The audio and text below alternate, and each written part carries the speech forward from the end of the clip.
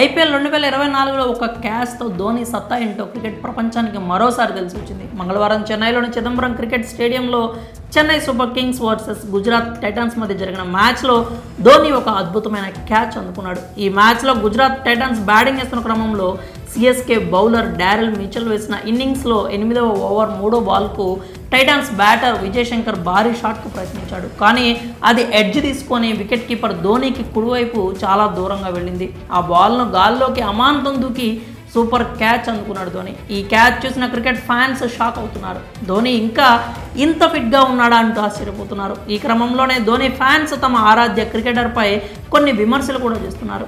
తమకు ధోని ద్రోహం చేస్తున్నాడంటూ మండిపడుతున్నారు.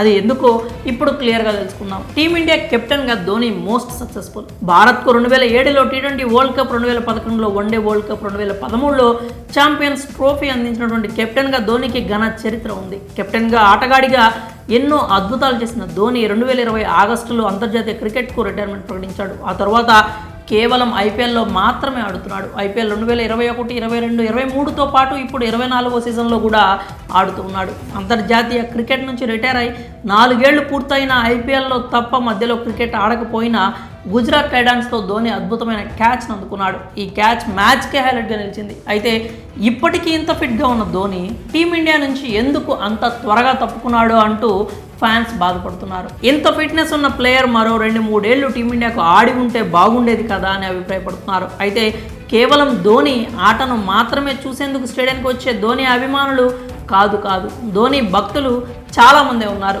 అలాంటి వారిని ధోని నిరాశపరుస్తున్నాడు. ఆర్సీబీతో జరిగిన తొలి మ్యాచ్తో పాటు మంగళవారం గుజరాత్తో జరిగిన మ్యాచ్లో కూడా ధోని బ్యాటింగ్కి రాలేదు. ఇలా ధోని బ్యాటింగ్కి రాకపోవడం, ఇంత ఫిట్గా ఉండి కూడా రిటైర్మెంట్ ప్రకటించడంపై ధోని ఫ్యాన్స్ ఆగ్రహం వ్యక్తం చేస్తున్నారు. శ్రీకృష్ణుడిలా డ్రెస్సింగ్ రూమ్లో నిలబడి టీంను సక్సెస్ఫుల్గా నడిపిస్తున్నాడు, కానీ తనని చూసేందుకు వచ్చే భక్తులకు మాత్రం తన బ్యాటింగ్ విశ్వరూపం చూపించడం లేదంటూ తెగ ఫీల్ అయిపోతున్నారు. ధోని తమకు ద్రోహం చేస్తున్నాడంటూ కన్నీళ్లు పెట్టుకుంటున్నారు. అయితే మరోవైపు ధోనిపై సీరియస్ విమర్శలు కూడా వ్యక్తమవుతున్నాయి.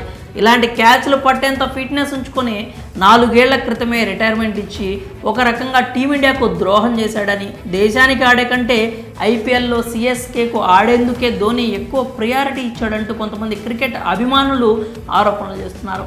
డబ్బు కోసం ఓ మంచి ఫ్రాంచైజీకి క్రికెట్ ఆడుతూ ఇంతటి భారీ డైవ్స్ కొడుతూ క్యాచ్లు పట్టే ధోని మరికొంతకాలం టీమిండియాలో ఎందుకు కొనసాగలేదు అంటూ విమర్శిస్తున్నారు. మరి ధోనిపై వస్తున్న ఈ విమర్శలు, ప్రశంసలపై మీరేమనుకుంటున్నారో మీ అభిప్రాయాలని కామెంట్స్ రూపంలో తెలియజేయండి.